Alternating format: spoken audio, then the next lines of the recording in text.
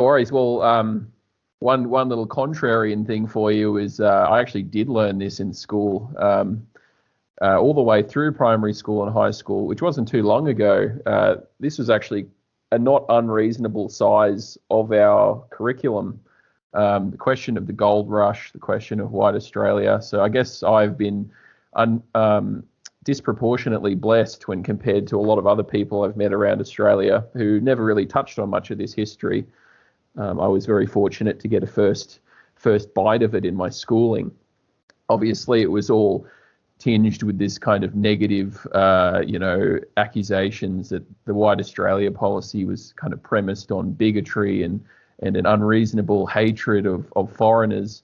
But just to address that really quickly before I touch on the gold rush, I mean, even at the time of the gold rush, this was a very simple question that white European descent miners in the country of New South Wales and Victoria were being quite literally overrun and outnumbered, displaced by Chinese migrants. You can't blame the Chinese migrants escaping from the poverty of their own home country to come and try find their fortunes here. But one particular area called Buckland River, there was a gold mining settlement there which was quite large, and it homed around 2,000 Chinese settlers and 500 European descent settlers. Buckland River actually descended into a violent riot on the 4th of July, where the local miners had thrown all the Chinese out of the town. They actually were, according to history, the Chinese had started building their own temple to their own pagan foreign gods. And this very deeply begrieved the Europeans there because they hadn't even managed to build themselves a church yet. So when news of this new temple got around, the people were absolutely outraged and began a act of overwhelming kind of coercion. There was some violence, there was some injuries, but principally they just told all these Chinese people to pack their bags, and they all left. They were force marched out of the town, and then they burnt down all the Chinese buildings and occupations. So it was deserted after that. But the gold rush was a tremendous period in history. So this is before federation. This is before Australia had a single united federal border. You had the colonies of Victoria, New South Wales, Queensland, and South Australia. Queensland and South Australia had wide open borders. They had no racial policies, no interest in having a strongly enforceable border. And that as well, they actually really struggled to have an enforceable border just due to the sheer scale of the borders. A lot of boats could land in those colonies without much impedance, and people could travel overland. In New South Wales and in Victoria, in 1861 is really when the racial struggle began kicking off. And that was in Young in New South Wales, which formerly then was known as Lambing Flat. In that time, you had all these Chinese migrants principally coming into the gold fields. They were they were making all the best findings. They were washing their dirty clothes and sluicing and dirtying the rivers so Europeans couldn't drink the clean water. There was a lot of cultural, I suppose, anxiety of the scale of the Chinese migration. And then there was, in fact, just the basic incompatibility of the two cultures. And in Young, it was in February 1861 that they basically had another, kind of like the Buckland River event, they had another violent episode. This one was particularly more violent, however. I think the Chinese put up a bit more of a fight, which resulted in some deaths and some injuries. The founder of the Labor Party and the Australian Workers' Union, William Spence, wrote in his book, Australia's Awakening, that they drove the Chinese off the field, some of the pigtailed heathens losing their lives.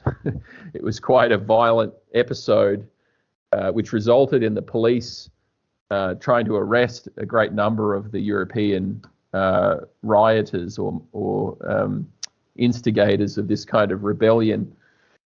And in response to that, the rioters burnt down the police station, and the police narrowly escaped with their lives and had to charge to the nearest station at the barracks in Goulburn, which was quite a distance away from Young.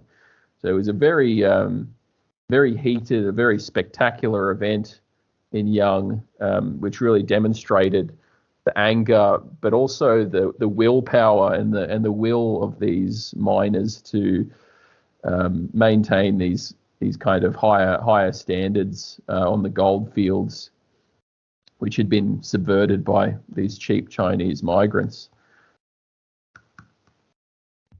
Yeah, I think many commentators view this as the origin point, essentially, of white nationalism in Australia, or nationalism. I mean, calling it white nationalism is somewhat reductive in the sense that the term nationalism doesn't really make any sense without reference to a people of shared ancestry. So obviously that has racial connotations. And in English, back at that time, the term nation and the term race would have been used interchangeably by most people, unlike conventions in the contemporary era. So they would not have really been able to understand nationalism as anything but quote unquote white nationalism. They would not be able to conceive of a different kind of nationalism in those days. And we really shouldn't be able to today either, except for the abuse that has been done to our language.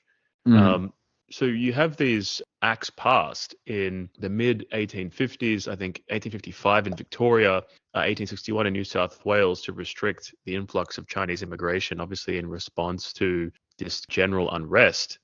And at that time, obviously, these are all colonies of the British Empire, and the British government and its representatives weren't exactly enthused. Britain's then colonial secretary in 1961, when the New South Wales Parliament did pass these laws, Lord Carnarvon, he was not pleased. He stated that, quote, that exceptional legislation intended to exclude from any part of Her Majesty's dominions the subjects of a state at peace with Her Majesty is highly objectionable in principle.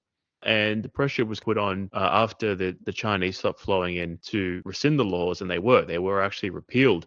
So from this very early origin, there was, from the British imperial influence, resistance to this organic movement of Australian nationalism in the general population. They were willing to make concessions to it, obviously, to maintain order and political stability, but they weren't exactly supportive. And that was a trend that you see continually from then onwards, because from the British perspective, Australia wasn't genuinely a nation. There was the British race, many of whom just happened to be in colonial Australia, and Australia was an economic zone as far as they were concerned, and they were more interested in protecting the interest of wealthy industrialists and other capitalist interests who benefited from importing cheap non-white labor into the country. In 1876, the Queensland Parliament passed a bill to amend the Goldfields Act, which would basically put a higher licensing fee upon Asians in order to discourage them from coming into Australia as well and encourage them to go home, the ones that were already there. And the British appointed governor of Queensland reserved the bill, prevented it from being passed, and sent it to the British government. They didn't approve it, and the bill didn't become law. So they're already intervening here, and this is important in understanding the context leading up to Federation and so on, and the emergence of the Australian labour movement and this perception that capitalist interests and British imperial interests were the main enemies, basically, of Australian nationalism.